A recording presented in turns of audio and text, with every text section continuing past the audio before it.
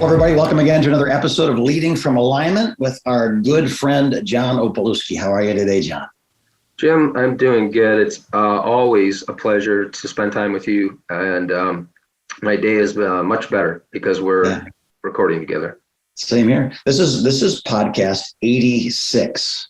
Yeah. Can you believe that? It's crazy. We're going to hit 100 here in a few months. It's really We should do something special. We should have like the greatest hits or something for the 100th podcast, most quotable lines. Or we could finally reveal that blooper reel that only you and I know about. That would be interesting for everybody. So today's topic, I think, again, just critical because you're talking about leadership resilience, not the ability to lead, the ability to continue leading. Yeah. In spite of circumstances and changes and broken promises and shattered dreams and serving. It's tough. So we look forward to hearing about this. Take it away. So, Jim, I've been hearing from quite a few leaders over the last month or so who they're hanging in there, but by a thread. Yeah. I mean, they're on their last piece of rope that they're hanging on to. So I thought it would be good for us to talk today about some practical ways leaders can develop resilience. I love that word resilient. It's defined this way as being capable of withstanding shock without permanent rupture. Wow. I love that, right? Yeah, it is. It's a great picture. That's why I'm laughing. Like, I totally get that. And it really speaks to the ability to bounce back. Yeah. Because life and the world and the church has thrown a lot at leaders. And there's been many leaders that have been knocked down. Yeah. And the ones who make it are the ones that figured out how do I get myself back up and keep moving forward. So I put together 3 things I think will help leaders bounce back in these most difficult of times. Here in Michigan where we live, Jim, it has really been a tough month with the surge of COVID and its impact on our churches. We know other states in the country are experiencing similar things, but here's some good news, Jim, that there are states where we have clients and friends where the virus has really subsided. And here's the beautiful thing. They are telling us, man, people are coming back in droves. They're swarming us. Now, not all of the same people. Yeah. There are some people who aren't coming back, but they have been replaced in the sense of new families and new people. And it's so encouraging. So I want our pastors in the states where the virus has just been awful to realize that there is a day coming, I believe, where this thing will settle down and there are going to be people who are desperate to experience Jesus in the gatherings that you have. I love that encouragement. And again, we were talking about this earlier. This isn't a theory. These are testimonies. These are stories of churches that weather the storm, maybe not quite as long as we have, but maybe that plays to our advantage as well, right? The longer, the farther down we press the spring, the higher it jumps when it's released. And I agree. I think the best days are very much so potentially in front of us. I think so. Yeah. So give us your thoughts here. What do we do to hang in there until that day? Okay. So all 3 of these are going to be well-done statements. Yeah. Here's the first one. Go deeper in your walk with God.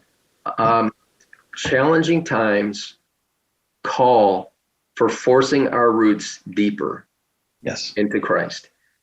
Jim, we're not pastors first who happen to love God. Yeah. We're lovers of God first who happen to pastor. That's good. Yeah, that's good. And if we want resilience in our lives as leaders, that ability to bounce back, that ability to absorb a shock and not rupture, having meaningful times of connection with the Lord on a consistent basis is part of the puzzle that will help you develop resilience. Yeah, that's good. It's funny. Sometimes we think of faith as almost like what the Star Wars would call the Force. Yeah. We don't know where it comes from. It's everywhere. It's nowhere at the same time. But it's not. Faith is trusting a person, right? That's right. Our faith comes from a relationship with the one who's faithful. So if that slips, then lies have a lot more. They seem a lot realer than they really are. right? Yeah, And and what I've been observing, Jim, just as a friend and a mentor, as we help churches and pastors, is that for the pandemic has slowed some of them down, actually. yeah, yeah, And they've taken advantage of that extra time yeah, to spend with Jesus. Now, for other leaders, the pandemic has sped them up. yeah, And often one of the first things to go in the life of a leader, unfortunately, are those alone moments with the most resilient person ever, right, Father God. yeah, And so if I could encourage you, if you want that ability to bounce back, you want to grow, go deeper in your walk with God. It will help you develop resilience like nothing else. right. Literally, like nothing else. Correct. Yeah. Yeah. You're talking about roots and things. And I know we made the analogy that a couple of guys last week were saying, I'm really discouraged. I don't think I can do it any longer. Right. And what I encouraged them with was, hey, we're farmers, but there's a drought. What the dirt's still there, the seed's still there, the plow's still there, you're still there. But it just isn't necessarily the season where we see a lot of what we would normally call success or growth. And it's okay because it's going to rain. But I know in a season of drought, that's what plants do. They put all their energy into the roots. They have to get deep. That's where the water is. That's where the nutrients are. They grow their root base because that's really what they need. Fruit is put on hold for the survival of the plant. Roots are what happens. And then when it does rain, the fruitfulness is abundant because the root system is so strong. Yeah, I think Jesus addresses that, right? In Luke chapter 6, he says, that the man who hears my words, Yeah. and you got to be close to him to hear his words, and puts them into practice, is like a man who dug down deep. Yeah. Yeah. Right. And the storm came and blew, but the house didn't collapse because he went deeper. And so I think there's not only, obviously there's a lot of scripture that supports that. Our personal experience also supports that. Yeah. That when we go deeper, it helps us to bounce back. Yeah. So that's the first thing, Jim. Second one is to run smarter. Yeah, good. It's hard to be resilient when you're exhausted. Yeah. Physically or mentally or even emotionally. Yeah. Excuse me. Resilience is built over time, over a long period of time, by leaders who steward their physical, mental, and emotional resources with great care. Jim, nobody's responsible for my emotional health but me. Yeah. That's could you say that again? Because I think everybody needs to hear that. Nobody is responsible for my emotional well-being than me. I own the stewardship of that 100%.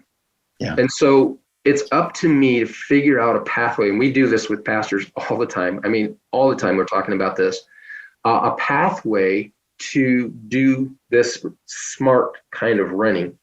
So here's some things we encourage them to do. Punch out at a reasonable time on those evenings you have no church-related events. Be reasonable, right? Yeah. Guard your day off like your life depended on it, because in many ways your life does depend on it. Yeah. Right. The quality of your life, the length of your leadership run. Running smarter means if you don't know how to do that, and Jim, as a 30-something, I didn't. Yeah. I was a lead pastor of a growing church. I was a workaholic. Yeah. I had 4 young kids, children, young boys. And I had no idea, Jim, how to pivot from all of that to moments of caring for myself. So I needed a counselor. I needed a coach to help me figure that out. And I think a lot of times we just need that dispassionate second voice, right? Who can listen to us and say, hey, here's a few ideas. Look, the better you take care of your personal resources, your personal health, the better shot you have at being able to bounce back. Right. Yeah, that resilience, right? That ability to take a blow and not rupture. That, if you're emotionally drained and that last person who has that last bit of, what they call advice that really is more criticism, and you just blow. And we both know, right? Because we've been there. Yeah. Being sad or being tired, or it's not the same. When that moment hits, when that last straw hits that camel's back, you don't take a nap and you're okay. You don't watch a movie with your wife and you're okay. Right. It's a long road back to feeling alive again. And I because of I'm not nearly the experience you had, but the 3 burnouts that I've had as a pastor, the last one was I bounced back when I was younger. I didn't bounce back the 7 years ago, and I am so cautious that when I see any yellow light on the dashboard of my soul, I just assume the next one's red and I blow up my engine. And I stop immediately. I put oil in the car. I put windshield wiper fluid, whatever it is, because it was so costly and took so long. The people around me really had to pay for my lack of wisdom, foolishness of not caring for myself. And here's the beauty, Jim, is that you don't have to pay attention to 60 signals on the dashboard. Yeah. To run smarter. Yeah. You probably have to pay attention to 4 or 5. Right. And name those. What are the ones you're thinking of? I think your pace is the first thing, looking at your schedule. Yeah. 2 is your friendships. Yeah. Are you nurturing those friendships that replenish you? I think of things like exercise. Yeah. Is your body moving? Are you taking care of your sleep and guarding that with care? So these are some of the dashboards. I was just talking with somebody yesterday who said, John, I've been experiencing a little dip, and so we dug into that. Yeah. And he was misfiring in 3 of those 4 areas. There you go. And so it just comes back to these simple. Now they're not simple when you don't know them, right? Right. Yeah. But you can acquire that ability to read the dashboard, and it can, Jim, it can even be intuitive. Yeah. I'm butting up against some problems here. Let me take a step back and evaluate. So that's the second piece of resilience, is running smart. Good. And you mentioned the third one already in talking about people. To be healthy, we need to be with healthy people. We need to be a part of each other's lives. We need friends. So reach into that one. What do you mean by this third one? Reach wider. So I think resilience grows in the company of friends who both encourage you and challenge you. Yeah. I love Resilience leaks in 2 ways. Either we're isolated, or the only people we're ever around are people who take from us. Yeah. and the pandemic has made it especially challenging to reach wider, Jim. Yeah. And I've observed some leaders who have used the pandemic as an excuse to to hibernate. Yeah. Stay away from people. COVID has required us to get creative with this third piece of resilience. I've been on more phone calls, Zoom calls, meeting people outside, with distance than I have in my entire life this last 14 months. And those mechanisms, the phone, Zoom, they don't do for your brain what eyeball to eyeball does. Yes. But they're better than nothing. Yes. Right? Yeah. Yeah. And so, look, if you want to bounce back, you won't do it by yourself. Yeah. You need to groom, and groom's not the right word. Yeah, be prepared for, right? Have at hand. Right. You need to nurture and plant seeds. Yeah. With those people that love you enough to tell you the truth. Yeah. To encourage you when you need it, to hold you accountable. So those are the three pieces of resilience, and I think we need it today. The times are calling for it. Yes. And I think this is a pathway that will get us there. Yeah. We were talking kind of between podcasts about this one, and I had an experience that is a lot like what we're experiencing today as leaders. And that is when I was in basic training, they're always increasing the amount of stress or physical stress or mental stress, emotional stress to break people. They want you to find that you have a lot more strength than you realize. They want to really develop that strength, and they want to frankly weed out those that would quit, because you don't want to be next to somebody that's just there for the college money when somebody starts shooting at you. So they would run us out, and they don't say, now mentally prepare, boys. We ran 4 miles yesterday. We're going to run 6 miles today. Now that's 50% far. There was none of that. They just said, double time hearts, and you took off running, and they start chanting. You have no idea how far you're going. Nobody does.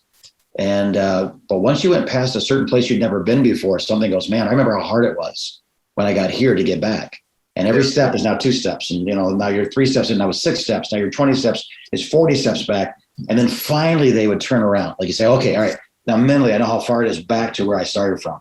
And then sometimes it was the meanest thing in the world, but they would run you right past the barracks, right where you thought was either the finish line. It wasn't the finish line. And as you passed it, it was a brand new starting line. And I watched as myself and others, about 50% of the people that would fall out, they couldn't keep up with the formation that was running. That's where they did it. It was in the first block after that disappointment, after that false ending. And so we had to learn how to get, I can run that far, but my heart is telling, my head's telling my heart, my legs are listening to this other part of me. So what I did is don't worry about every step back. Just make it to that tree. Just make it to that street sign. Yeah. Just make it 5 more steps, count them off, and then celebrate that tree, celebrate that sign. And I think as a community, our friends, taking care of ourselves, knowing that we don't yet quite know where the finish line is. I think I've said, like many have said, just another few weeks, guys, and we're 1 day closer. Now it's like, I don't say 1 day closer. People slap you for that. It's like, consider it all joy, my brother. And they want to slap you when you quote that. So I would just say to people the same thing, like just prepare for the long run. Be encouraging of those that you see fading in the formation. Make it to the next tree, make it to the next day, make it to the next Sunday, and celebrate those, because in that celebration of going deeper, being resilient, doing it in community, when we come out the other side of this thing, you realize how strong we're becoming in this. It's I don't think those who make it will never be the same. I don't think we totally realize how strong it's making us. Yeah. I think we'll find that. I think we'll look back and say, wow. Yeah. This was a growth year. I did this the other day with some leaders. I'll tell you how much stronger you've gotten. Remember how hard Y2K was? Yeah. Y2K would be spring break today. Correct. Compared to what we've been through. It was hard, and I don't mean to demean 9/11 with all the sacrifices and things, but 9/11 was an event that we thought about for a while. This has been our life, day in, day out. So we are getting stronger. If we'd have started instead of 9/11 with this and other generations, World War II, the Depression, we're not the first people to be here needing God. So we'll make it through just like Grandma and Grandpa made it through. If we hold on to the same thing Grandma and Grandpa held on to, which is God, their community, their faith, and we'll come out the other side. Yeah. Good. Well, thanks, John. Great talk. This one blessed my soul, and they all do. But if people want to have a conversation with you about, I don't have any friends, or it's gone beyond me being honest with people, I need that second voice you're talking about. How would they get a hold of you? Yeah, it's really easy, Jim. Just go to our website, convergecoach.com. There's a link that says contact, and you click on that, fill out a little form, and that gets you into our queue for a 30-minute free conversation. And hopefully that conversation will get you moving in a good direction. Right on. Well, what you called we call oh wow. So thank you for the oh wow. The truth, right? Truth is truth. So God bless you. Our dear listeners and watchers, thanks so much for being a part of this broadcast again, because we do it for you. And we're glad that you're here. Hope it blesses you, your family, your staff, your children, the generations to follow you. And we're praying for you, rooting for you, cheering you on as you continue to lead from alignment.